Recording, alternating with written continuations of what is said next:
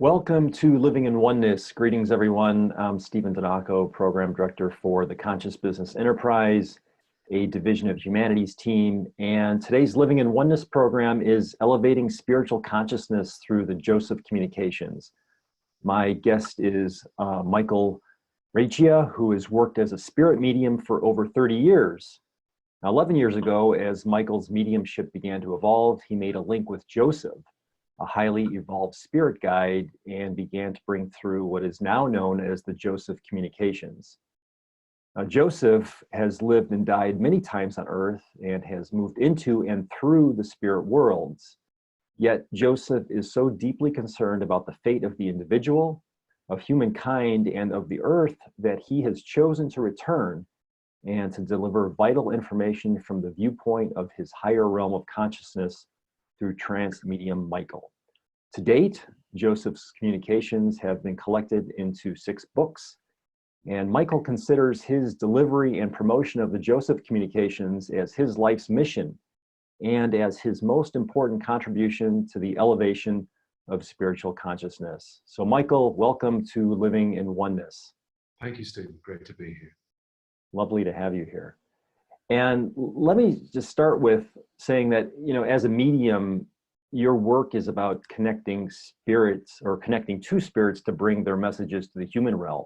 Would you say, is that an accurate basic description of the work? It is, yes. That is what most people perceive mediumship to be. And for many years, I worked professionally as a medium to connect people to relatives and to friends who had passed beyond this realm. But I didn't at that time realize that mediumship evolves and that there's more to mediumship. I'd always wanted to ask the questions, where does my mediumship come from? Where is the communication coming from? What's it like in that realm? Is it a realm? How do people live there? Is that the traditional view of heaven? Does heaven evolve too? Are there many different spheres? And so my mediumship, I wasn't aware at the time when I was working initially as a medium, that mediumship evolves. Mediumship becomes more if you put the work in, if you put the meditation time in, if you question. And so, yes, initially, my job was to connect people with relatives and friends and to bring some comfort to them and to bring them messages that would assure them that their loved ones were still existing and that their loved ones were involved in their lives on Earth still. And then, so thank you for that. And as I understand it, and you mentioned that you had worked with connecting with the spirits of people's relatives who had departed, and then that evolved to your connection with Joseph as I said in the introduction, a highly evolved spirit. And could you give us a little bit of background on like how that transition became apparent in your work, and like what drew you to Joseph specifically from doing the work you had done previously? Yes, I'd become very tired of sitting with people and doing church services. That sounds ungracious, but I'd been working for 2 sets of 8 years, and I'd seen thousands of people in that time. And what worried me was that as I did church services, I would come across the same people, very often sitting in the same seats, waiting for the same message. And it was a little upsetting to see that those people would then walk out into the outside world and within a few hours forget that a message had ever taken place, forget that they were connected to something else. And so on a couple of occasions, through fatigue and through upset that a lot of people didn't seem to be getting what mediumship was about, I decided to draw back from what I was doing. And on one of these occasions, I was talking to my spirit teacher, Joan, who is now on the other side herself and the higher side of life herself. And I thought I knew everything about Joan, everything about her life. She was like a second mother to me. We discussed all sorts of things concerning our lives. But what I didn't know on this particular occasion was that she had been a trance medium. Was that she had sat with her best friend on a number of occasions and had brought through the philosophies of someone she called the man in red. And as she went out from this world into a trance state and began to talk with the voice of the man in red, her best friend would desperately scribble down everything that had come through Joan, because Joan didn't have any recollection of what she'd said at the end of each session. Her best friend then died very suddenly. And at her funeral, Joan asked her daughter whether she could have the book that Betty, for that was her name, had transcribed with containing the trance information. And her daughter said, "That book is the work of the devil. I've thrown it on the back of the fire. I want nothing more to do with it. You can't have it, obviously, because I've destroyed it." Now, this had upset Joan immensely, because she felt that the information that came through was of great value to humanity. And she kept this to herself for many, many years. And she said to me, "Look, this is lost. That information that could have helped people is lost." And by that time, I'd been working for several years as a medium. As she was talking to me, the idea formed in my mind that why couldn't I try and contact the man in red? Why couldn't I try and retrieve this information and put it out to humanity? And so I immediately said, "Look, Joan, I've got this strong feeling that I might be able to connect to the man in red. I might be able to get this philosophy through on behalf of everyone on the planet again." And she said, "Great, when can we start?" And I said, "Well, just a moment. I have a friend, David, who is now a member of the Band of Light, and he would like to sit with me on some kind of high spiritual project. And I feel that I should sit with David and see if I can connect to the man in red." And she said, "Fine, go ahead, try it." And so I contacted David. We decided that we were going to put a tape on, because that's how long ago it was, and that we would go up into his attic room. We would turn off the TV, the phone, take the phone out, and we would try and make contact. Now, that initial contact was a clairaudient and a clairvoyant one. In other words, I was listening. I could see the communicator, I could hear the communicator, and I was listening to him, and then repeating his words into the tape. And it was a very disjointed connection, but nevertheless, after an hour or an hour and a half, we had a chapter from whoever it was. We called him the man in red, but it turned out to be Joseph, and Joseph isn't the man in red, he's another communicator. And we sat down, looked at each other, listened to the tape, and said, "We've got something very special here indeed. We have to continue when we can." We were both working full-time at other jobs at the time, and so we would get together whenever we could to put a chapter together. And that was the beginning of the Joseph Communications. And then you mentioned the Band of Light, and the Band of Light is the group that you formed to basically help you capture these communications and document them. Is that right? Yes, there are four of us. There's David, who I mentioned earlier, my life partner, Jane, and Tony, who owns the Sanctuary of Healing, where we're transmitting from tonight. And we all had a drive to get this information out. And so we published the first book, and we sat down and thought, how do we get this out? And the guides who work with us, the spirits who work with us, said, "Look, you just worry about the publication. Don't you worry about the promotion of it. Don't you worry about how it gets out. Have faith and just allow us to do the work that we're supposed to do." And from that first book coming out, we immediately began work on a second book, and the first book began to sell. And at this stage, I should say that we don't take any money personally for the sale of the books. All monies go back into promotion of the books and further publication of the books and making souls aware of the books worldwide. And we started to get testimonials from people on Amazon, to the point where testimonials would come in daily saying, "I've been searching for 30, 40, 50 years. This is exactly the information I've been looking for. Thank you so much." And so, encouraged by that, we continued to sit with Joseph. But the next stage was the trance communication with Joseph. Okay. And so there are 6 books currently, and Yes. the work continues. Yes. And so what would you say, and I realize I'm asking you to condense all of this extensively, because there's such a large volume of material. But what would you say is the common thread and the primary message from Joseph through all of the books? The primary message is that we are spiritual beings, and we've forgotten this. And that the missing element in our lives, in every aspect of our lives, is that knowledge. And that once we have that knowledge, once we tap into our spiritual core, everything else slots into place. The reason that we don't have peace is because we don't acknowledge our spiritual core. The reason that we don't have harmony is because we don't acknowledge our spiritual core. We've forgotten who we are.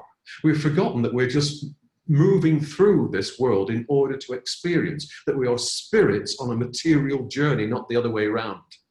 Also, Joseph says that he comes at a crucial time in our evolution, in that we are destroying the world, we are destroying each other, we're destroying the ecology, and if we don't turn back from that, the end is in sight in terms of this current society, in terms of this current civilization. It's not too late to do something.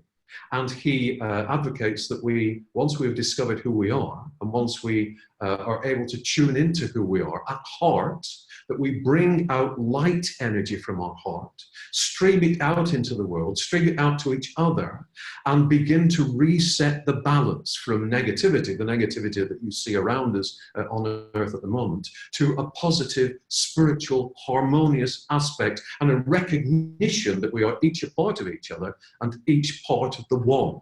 Divinity, source, whatever you want to call that aspect of ourselves, we are each part of that. And really, there's only the one, which we've forgotten. We've become more isolated. We turn away from acknowledging ourselves in the other. And we have to get back to acknowledging ourselves in the other and acknowledging our oneness with all things. Yeah, so it's no surprise to anybody watching this right now why we have you on this program, because humanity's team mission is to awakening the world to oneness. Yes, and indeed. so that the message that you've just summarized there from Joseph is absolutely congruent with that. And there's a couple of other concepts in the book, the basic concepts that I'd like you to explain, because they're critical in terms of understanding the framework in which Joseph is speaking. And one of those is the field. So Joseph Yes. refers to the field a lot Yes. in the communication. So can you explain what that means? Yes, because we are one, and because our thoughts are living things, because they have an energy and a purpose, because we imbue them with a purpose, those thoughts en masse from humanity as a whole create a field of conscious thought around us. And that field of conscious thought is set to negative at the moment. And we draw from that field of conscious thought. So, for example, if I'm depressed, I connect with depression from the field of thought around us, and I become more depressed. That depression from the field, that vibration of depression from the field, reinforces my individual depression. If I become angry, then I become more angry, because the field feeds me with similar vibrations. So the field is conscious. Because we are conscious, our thoughts are conscious. And the field has an intention, which is to keep us relying on it, but relying on it in a negative state. It has forgotten that it is part of a harmonious field, an angelic field that we originally contributed to. And so Joseph talks of the field, the need to reset the field, the need to put into the field less violence, no anger, no upset, but harmony, light, peace, love. It's an age-old message, but this is an active message. Joseph is saying, if you direct light into the field, you literally lighten it.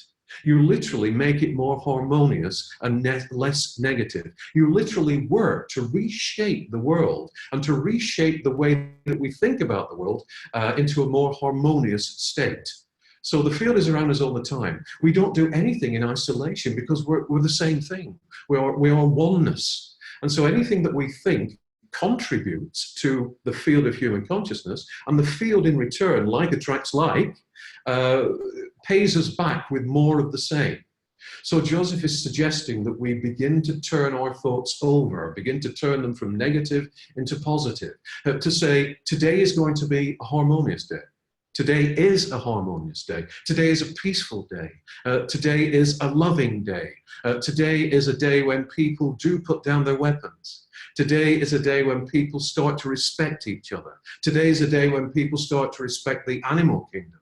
Today is a day when people start to respect the earth. And if enough of us do this, if you light one candle, you've got a tiny pinpoint of light.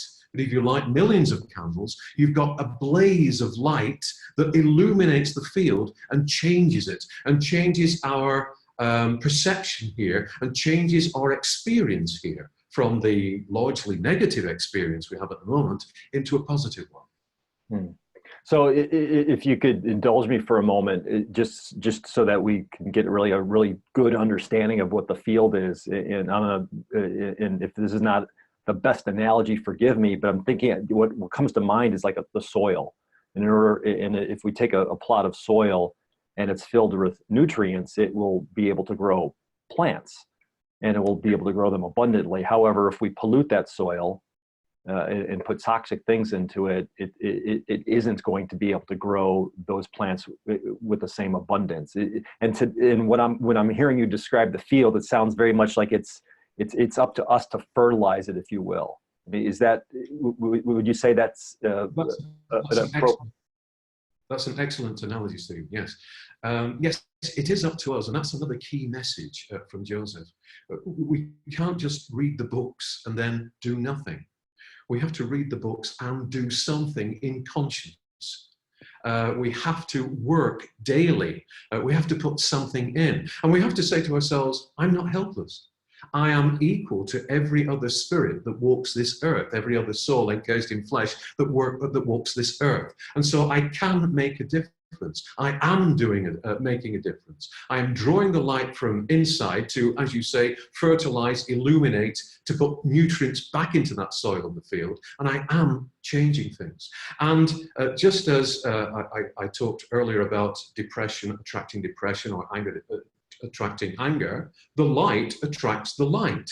So if you're working to put light into the field, you are connecting with every other soul on earth who is attempting to put light back into the field. Not only that, but you are connecting to soul groups like Joseph's soul group, who are concerned for the fate of the earth, concerned for our futures, and they are directing light into the earth as well. So you never work alone when you're contacting the light within. You are legion, and you are making great change, but you have to reserve some part of your day in order to do that, to be silent, to meditate, to visualize that light, to send it out, and to connect with others who are doing the same thing. And to me, that it feels like there's a really big aspect of this as spiritual beings in this human experience, as it's often said, that there's something about in doing this work in consciousness, and this comes up in the book, where the field is always seeking, the field as it is seeking to counter that. So if in consciousness we are envisioning light and putting light into the field will still nevertheless work to prevent us from doing that through depression, anxiety, bad attitudes, etc. Am I understanding that concept of it correctly? Yes. Joseph describes the field in one of the books as a frightened child. The field wants to exist, as we all want to exist, and to continue to exist. The field, in its negative state, is used to being in its negative state. It needs our thoughts to make it bloom, to make it blossom, but at the moment it's blossoming in a negative way. What we have to do is to put enough light into the field so that the field still exists. It can't not exist because it is our collective consciousness, but it exists in a harmonious state. It exists in its original state before we messed with it, with our thoughts, with our negative thoughts, and restores itself as a harmonic field of consciousness that we can use as the spirit people we are to move through the experience of life on this earth in a positive way and add to our experiences without the pain, without the suffering, without the harm, without the power seeking, without looking out for number one and only number one. So the field would reset, and we would, yes, be individuals because we are also individuals, but would acknowledge, would know consciously that we were part of the one and therefore couldn't harm the one, couldn't restrict the one, couldn't manipulate the one for our own needs, but we would send our harmonic thoughts into the field so that the earth would blossom again. So that people would live without fear, without violence, without upset, and without that dread of death, knowing that there is no death. There's simply a transition from one state into another state of evolved vibration. And so you had likened the field of human consciousness as it is to a frightened child. Yes. So this leads me to the other concepts that Joseph talks about is, how did the child become frightened in the first place? And there's a concept called the fall. Yes. So could you connect those two things together? I can connect that. That's a vast subject. Yeah. Joseph introduced the fall early on in his books and referred to it increasingly as we connected to bring through further books. He says that the fall sounds very biblical. I don't mean it to sound biblical. Joseph doesn't mean it to sound biblical. And it's not a thing of blame. What Joseph says about the fall in a nutshell is that we are angelic beings, that we have always been angelic beings. But as angelic beings, we create worlds. That is our nature. We create worlds so that we can visit them in materiality to grow and to experience and to take that experience back to the angelic host and to the source, to God, to divinity, however we want to label that life presence. He says that many years ago, millennia ago, we decided that we had a quicker way of approaching matter, of creating matter, that we would bring that to the source and it would work and it would speed up our ability to evolve and to pass through various material experiences. And we were advised by the rest of the angelic host that it wouldn't work, that it was a mistake. And a very kind debate, not an argument, not a war, went on between the rest of the angelic host and us, the people on earth now, and we were saying, no, this will work. And the rest of the angelic host was saying, it's not going to work. But if you want to do it, it's your choice. And so this debate went backwards and forwards, and we decided we were going to do it anyway. We speeded up the way that matter is created on Earth, and at that point we lost our conscious connection to the source, our conscious connection to divinity. We, in effect, forgot who we were. And we found ourselves on Earth incarnating without any knowledge of there being a spiritual aspect to our nature, without any knowledge of there being spiritual realms beyond this one, without any knowledge of us being angelic beings.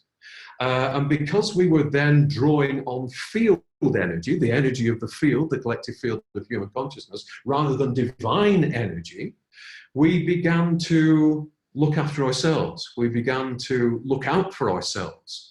We began to take others' possessions. We began to take others' energies because we had this need to survive and we couldn't make sense of our world any longer. And that really, although we've evolved as societies, we've evolved with our technology, that really is the core problem of our lives, that we have forgotten who we are.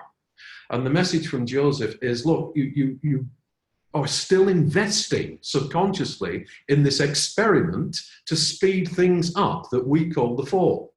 All you have to do is let go of it. And in order to let go of it, you have to remember who you are, you have to transmit light, and you have to recognize the other as yourself. And you have to recognize that we are all one. And you have to recognize that this earthly life is only a tiny fragment of hundreds, millions, billions of experiences that you can have as the angelic being that you really are. Mm-hmm.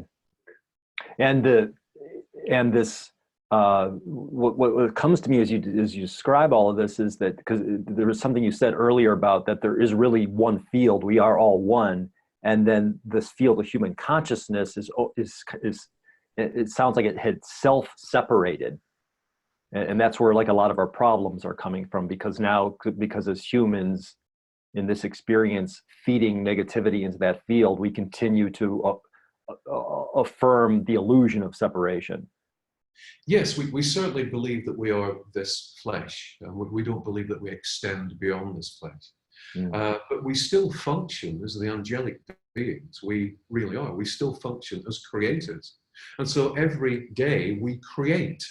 You might say, well, if I think of a pencil, that pencil is not going to appear in front of me because I can't create it. But your thoughts are creative. And so your dominant thoughts in the course of a day create your own individual experience, and to a lesser extent, the experience of everyone else on earth.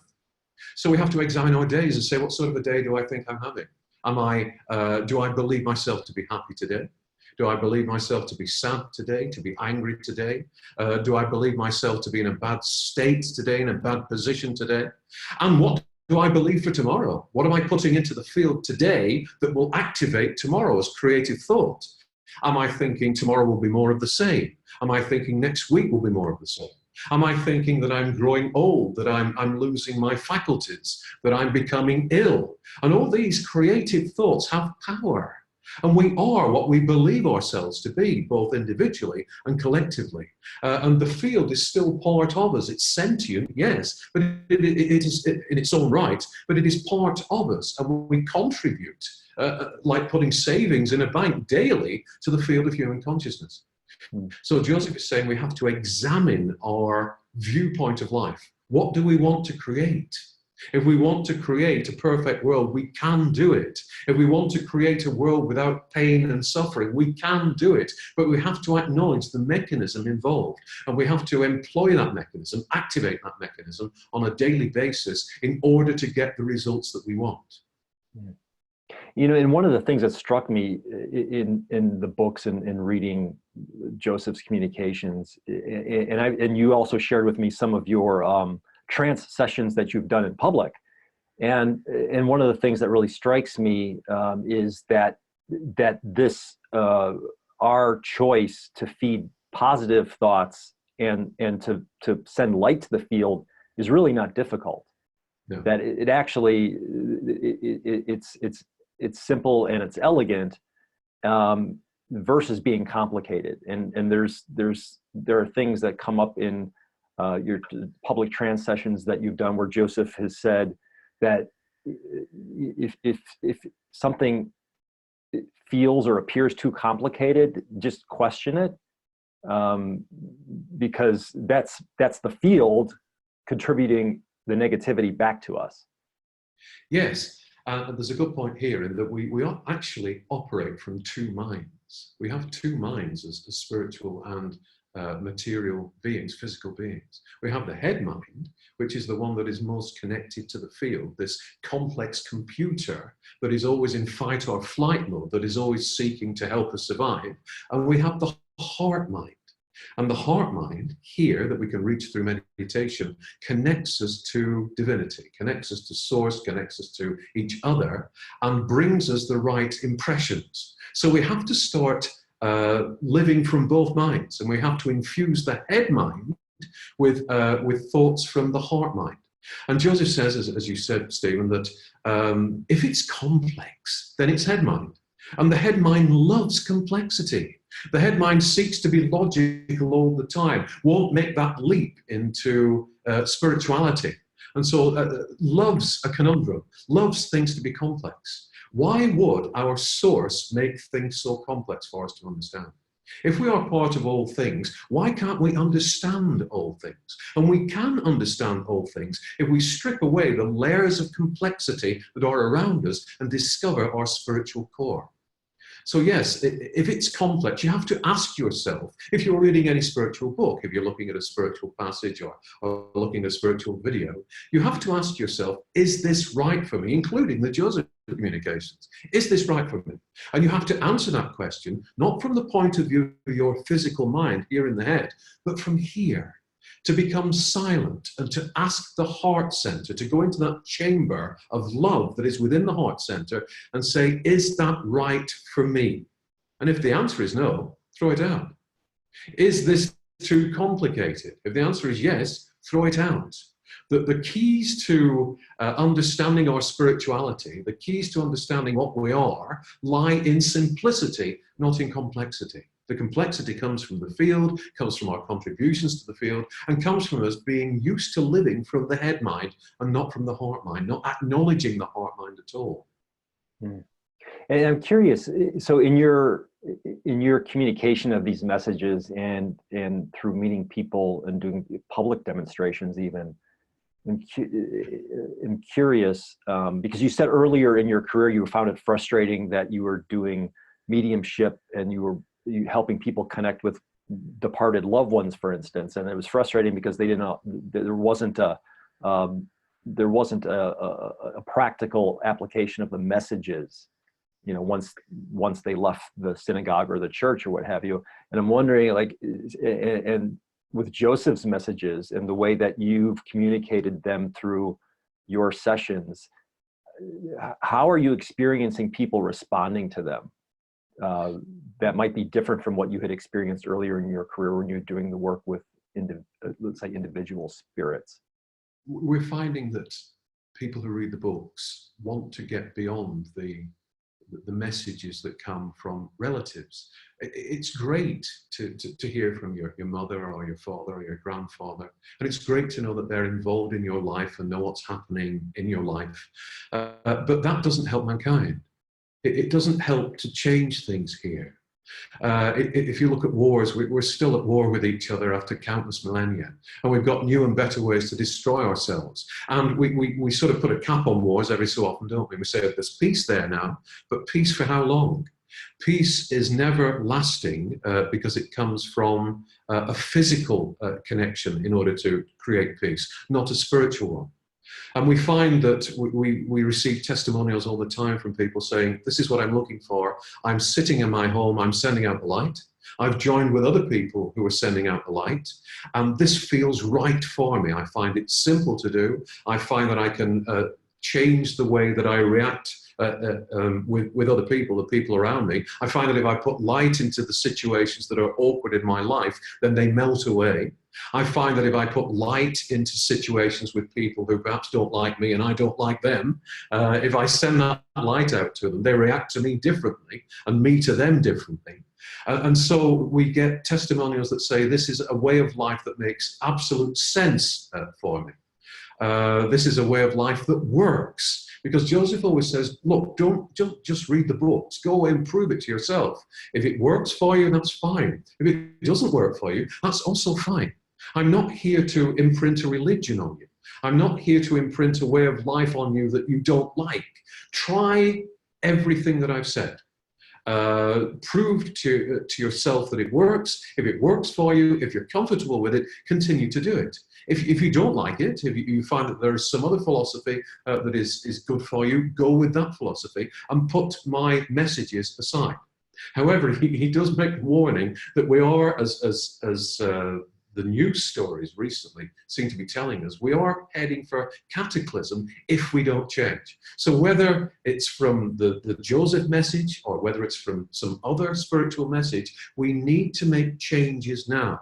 And there is a unity of message in spiritual circles about working with the light, about sending out the light. There's also a message from Joseph that says you have to do something. Again, whether it's with my message or from other points of light around the world who are bringing out a similar message, the time to do something is now before it's too late. And Joseph says, looking back in the records, in the spiritual records, he can see that civilization has ended not once, but twice before, because we have brought ourselves to this particular point in time and haven't been able to pull ourselves back from the brink.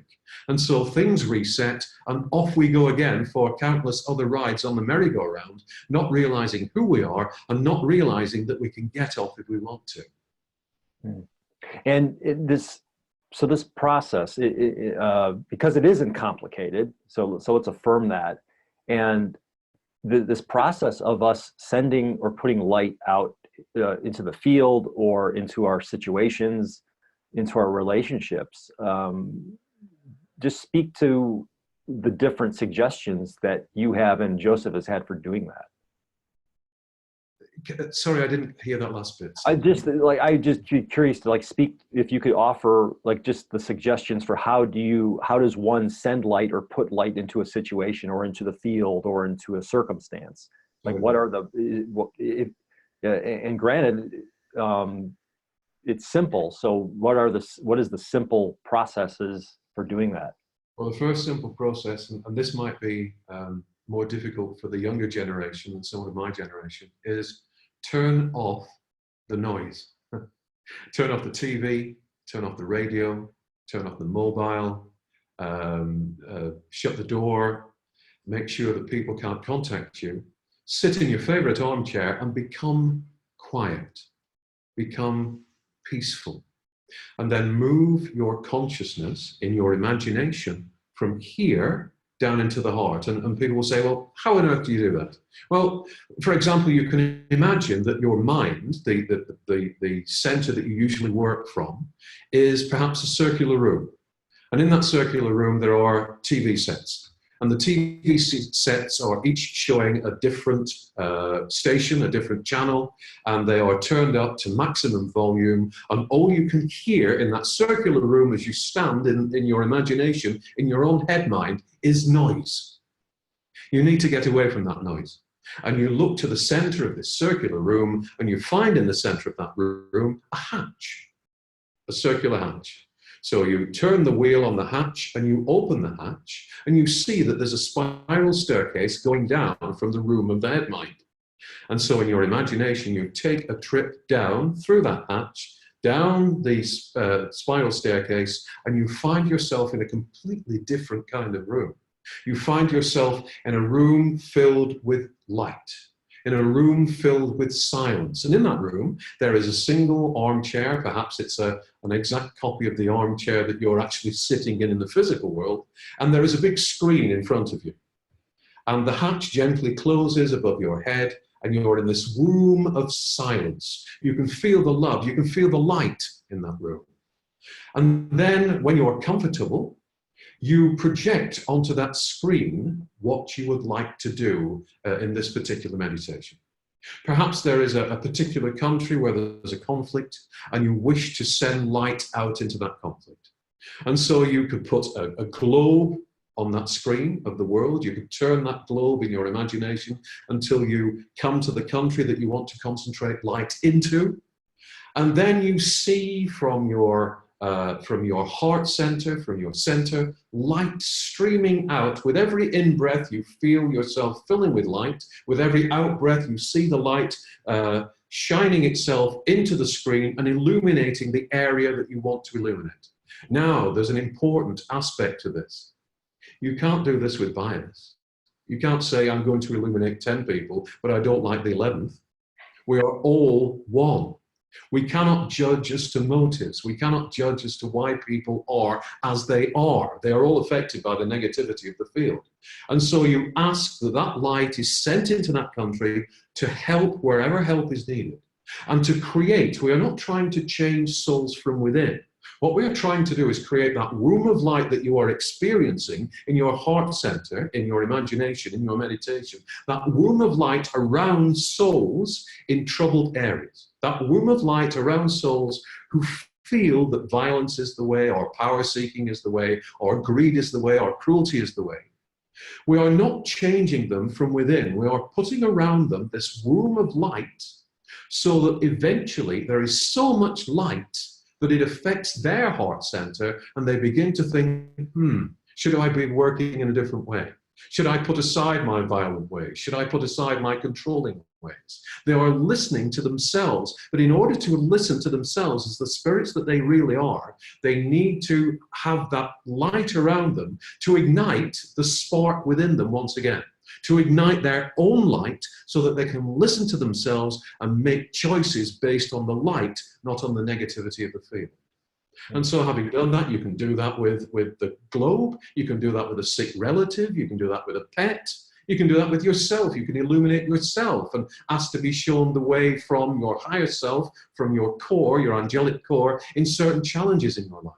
When you feel you've done all you wish to do on that particular day, you then come out, you turn off the screen in your imagination, you stand up from that armchair, and you walk up the spiral staircase once again, open the hatch, but this time, when you come into the heart mind, into the head mind room, the circular room, you find that all those calamitous, the cacophony of those televisions has gone, and they are all silent.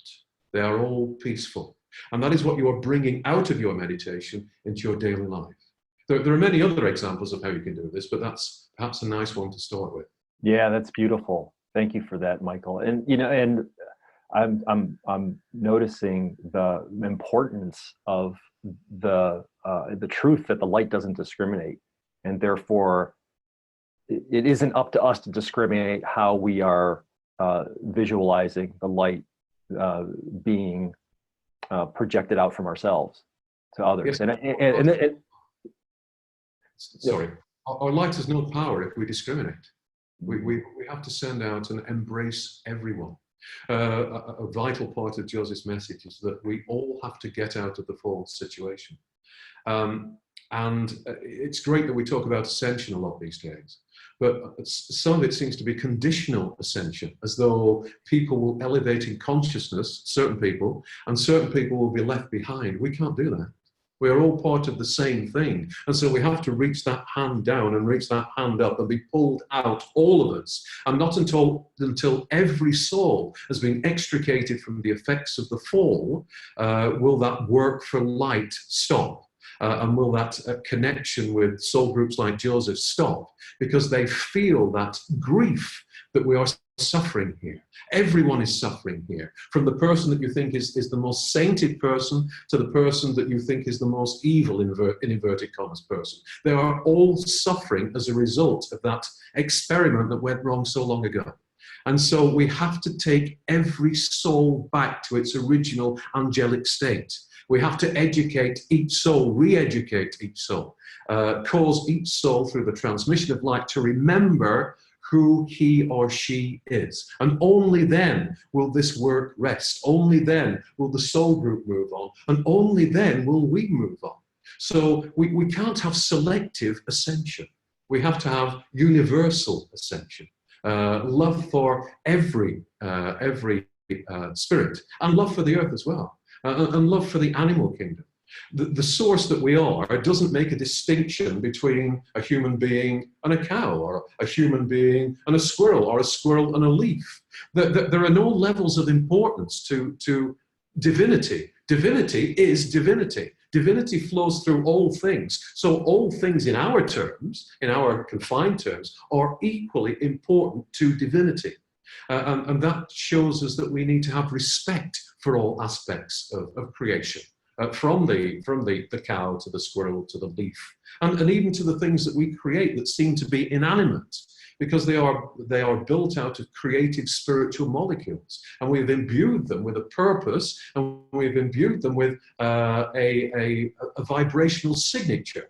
Joseph talks about it in one of the books, a person creating an angry chair, a chair maker creating an angry chair, not because he wants to create an angry chair, but because he is an angry person at the time that he creates the chair, and therefore charges the molecules of that chair that he is creating with his own personal signature, which happens to be anger at that time.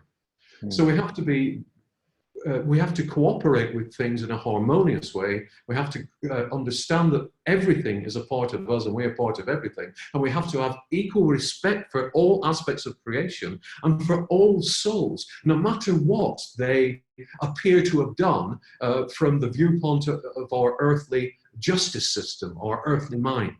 We cannot judge. We can save, we cannot judge. We can judge certainly in our physical minds, but that doesn't help the souls that are involved in perhaps negative practices to come out of those negative practices, which they have to do eventually. We all have to change back to what we originally were. Yeah, and you're reminding me of a just very brief side note or side story about somebody who prepared food and was in a retreat of some sort and knew that the people in the kitchen were feeling angry because when they ate the food, and it was healthy food, no one felt good after eating it. And it had to do with the attitude of the people who were preparing it, basically infusing it into the food. And then the result was that people didn't have a good experience eating it because they felt that energy. Yes, indeed. You had mentioned soul groups. You've mentioned this a couple times, and I just want to. What exactly is a soul group? And you mentioned Joseph being part of one, and can you just speak briefly about what those are and how those work? Yes, for many years working as a medium, I worked with spirits that would protect me during my time connecting with the relatives and friends of people that I was sitting with and at churches, and would advise me as to what to do in specific situations that required knowledge that I didn't have. For example, moving spirits across who were trapped in this world, who had died but hadn't acknowledged that and hadn't moved on. And I would see these, I've seen these spirits for many, many years. They were spirits that were also common to my spiritual teacher, and they explained that they were part of a soul group. And a soul group is a collection of souls that unites in one purpose. For example, Joseph's soul group was united in the purpose of bringing spiritual knowledge to us in order that we can change and begin to send out the light. We retain our individuality as we move through the spiritual spheres beyond this one, but we grow through our vibrational attraction towards similar-minded spirits. It's like having a hobby, I suppose. You know, if you are, I don't know, I make models sometimes. If I'm making models, I would naturally draw myself towards other people who had a similar interest, and indeed have friends who have similar interests because we enjoy that shared harmonic vibration. So soul groups cluster together in purpose. The purpose is far greater than making models. The purpose can be anything from creating a new world to, as with Joseph's soul group, returning to make sure that we negate the effects of the fall. And we move onwards, and other spirits gravitate towards us with similar interests, with similar intent at heart. And as we move through the spiritual spheres, one soul group then joins with another soul group and another soul group until we become this huge commune of souls, like-minded souls, working for common aims in order to create, or in order, as in Joseph's case, Joseph's soul group's case, to connect with the earth again, to put right what has gone wrong. I was once taken on a meditation to see the workings of a soul group. And it was an amazing thing to see. I found myself in a beautiful area of spirit sphere, and I saw people in similar coloured robes who were working without saying anything. They were communicating with each other, but they weren't saying anything by moving the air between them as we're doing now. And they drew my attention to the beautiful landscape that they had created around themselves. And they also drew my attention to a large rock, to a boulder that was 6-7 feet high and standing to one side. And they made me understand that that boulder, from their point of view, was as much a part of the soul group as the human souls that were a part of it. And that the soul group encompassed all aspects of creation.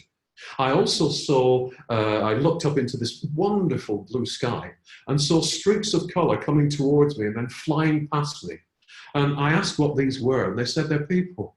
They're part of the soul group, thinking themselves from point A to point B. And it was such a wondrous experience that when I came back to Earth, as I was supposed to, because it's not my time to go anywhere yet, it took me 3 weeks to reconnect with the Earth. Everything looked like a stage set compared to the place that I'd been. A wondrous, wondrous place.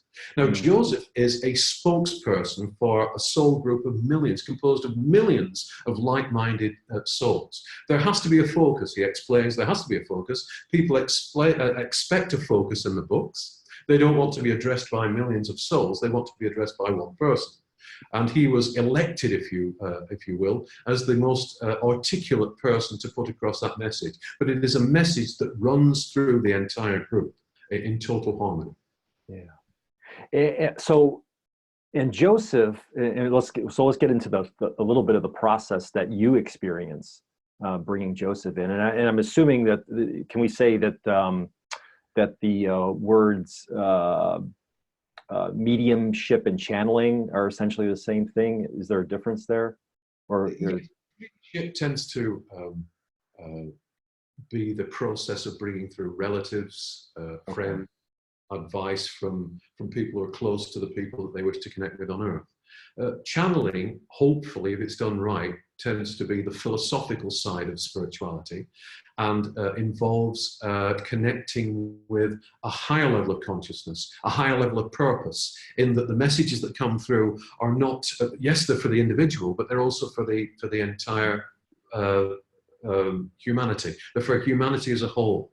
And there is a higher spiritual purpose. That's not to say that the messages that come through mediumship from relatives are not vitally important. They are, but they're vitally important for one person or for a family group. In correct channeling, the information which should resonate has to come through for humanity. It has to say, look, we are all this, we are all capable of that, and here's how you achieve this and that. Got it. Okay, so thank you for that that explanation. That's helpful. So then, you channeling Joseph, how is the experience for you? I mean, what do you go through just physically, and how do you prepare yourself? And then how does it feel just for you to be in that channeling experience? I understand that actually you don't even remember what comes through until you read the transcript or listen to a recording afterwards. So what's the impact on your physical being? Quite a strange impact and quite a severe impact. What happens during a trance session is that I am effectively taken to one side of my physical body and my physical mind, so that Joseph can use my physical body and my physical mind as a pure channel. As a medium, my imagination is used by the spirits that are connecting to me in order that they might get across concepts to the people that I'm addressing. Let's go back to the pencil. If a spirit wants to say, I know you've been writing with a pencil, they will pluck out of my experience, pluck out of my imagination, an image of a pencil. But what is to stop me thinking that image is a blue pencil? Now, if I say to somebody, I've got a blue pencil here from your dad, I have already colored that pure concept of the pencil with a color. I've taken a step away from the original message. In trance, I'm not allowed to do that. I wouldn't do it on purpose, but we are not transistor radios. We are human beings, and we have certain experiences, life experiences, that color what we bring through, our opinions, or the way that we view life. In trance, Joseph uses my physical body and my physical mind. I'm out of the way completely, so he can directly address his audience without me polluting the stream of consciousness that he's bringing through. The effect on me is that sometimes I go somewhere, sometimes I'm away from things entirely. Sometimes it's like looking over my own shoulder at myself speaking. And I feel in this state that I can influence the proceedings at any time. I think to myself, Joseph is influencing my body, he's gesticulating, he's using my mind. If I want to step in now, I can do it. In fact, I'll do it now, and I can't. I can't influence my body, I can't influence my mind until Joseph vacates the premises, as it were. And when we did the public trance demonstrations, some of them were an hour and 3/4 long. And I would sit down as myself, I'd stand up, Joseph would begin to speak, and he would root me to the spot. So my legs for an hour and 3/4 and the lower half of my torso didn't move at all. It was just my hands. I would have my eyes closed, Joseph would speak. And then at the end, there would be this terrible sensation of the blood trying to get through to my toes and my feet. And I would hobble off in great pain. And I would, you feel that a great deal of energy has been expended. And so on the public trance demonstrations, Tony would kindly prepare for me in his office a plate with some food on it, a salad and some cake. And I would wolf those down as though I hadn't seen food for a month. And I would always say to myself, the next time I'm going to taste those things, I'm going to deliberately take my time. You can't do it. You need the energy. You crave the energy. After a trance demonstration, a trance session for the Band of Light, it takes me about a week to recover. I am disorientated for the first day. I am greatly fatigued for the second day. And then there are various states that pass over me and through me, anger being one of them, depression being another one, again, disorientation, and then I slowly begin to come back to myself. And you might think, well, why do you get angry and what are you angry at? I'm not angry at anyone. I'm not angry at myself. I'm not depressed with anyone or myself. What has actually happened is that my vibration, in order to meet Joseph halfway, as it were, has been elevated beyond what I would normally experience as a physical being. Joseph meets halfway, connects with me, and I am taken into bliss. Now, I can't live in bliss because I'm not supposed to live in bliss yet. I'm supposed to be here. I'm supposed to be doing this work.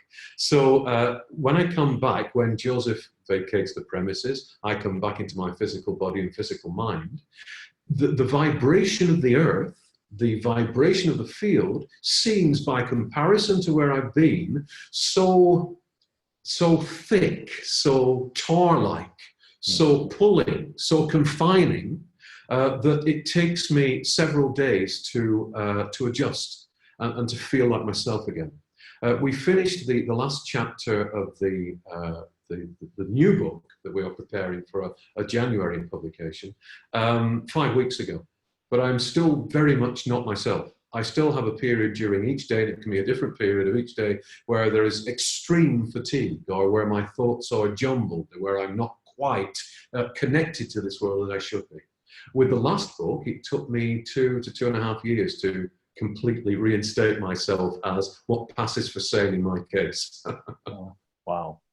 Well, so much gratitude to you for literally offering yourself up, your body up for this work, and subjecting yourself to that re-entry and the recovery for the benefit of these communications to come out. And definitely keep us informed about the January book.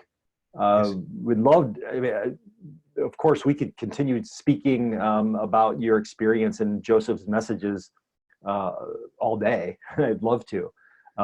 So when the book comes out in January, we'd love to follow up with you. And I know there's much more to the messaging that I know that you are seeking to get out, and we'd love to have you back to do that. I would love to come by that. That will be a delight. Thank you, Steve. Yeah, thank you, Michael. So if you are interested in reading any of the books, just go to the josephcommunications.us. And Garth's going to pull that up in a moment on the screen. But if you go to the Joseph Communications, all one word, .us, you will be able to order any of the books. The first one that you see there is Revelation, which is the first book that came out in the series. But right now there are 6, and then, as Michael said, one coming out in January. So you can go there for all of the information. Plus, there's more information on Michael's background, his biography, and his career, should you be interested in finding out more. And then if we go to the next slide.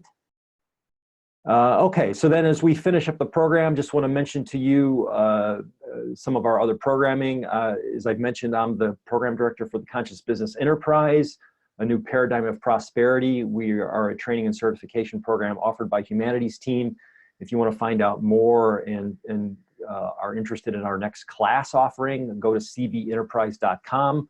If you are interested in the Conscious Business Declaration, 7 Principles of Conscious Business, go to consciousbusinessdeclaration.org. And if you feel that you resonate with those principles, we invite you to sign the declaration online. That'll put you on the mailing list for our monthly newsletter as well, which is called CBI Connections.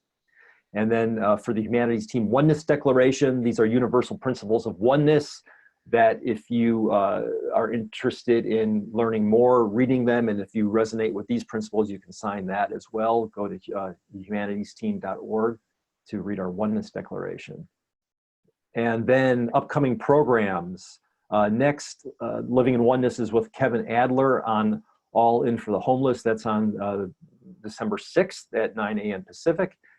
And then Neil Donald Walsh, Oneness in the 12 Spheres of Spirituality, which is going to be on December 13th at 9 a.m. Pacific. And you can register at livinginone.com. Join our community circle, humanitiesteam.org. Join Community Circle is the address, and you get access to all of our Living in Oneness programs for the very reasonable price of $10 a month or $100 per year. And much gratitude to everybody who brings this program to you, not least Garth Catterall, who is the producer behind the scenes, and then of course everyone else in Humanities Team, Steve Farrell, Dee Meyer, Nanette Kennedy, Christine Glenn. If you want to find out more about us, go to humanitiesteam.org. And again, my deepest thanks to Michael. We look forward to having you back soon. And to everyone out there watching, peace and namaste. We'll see you next time.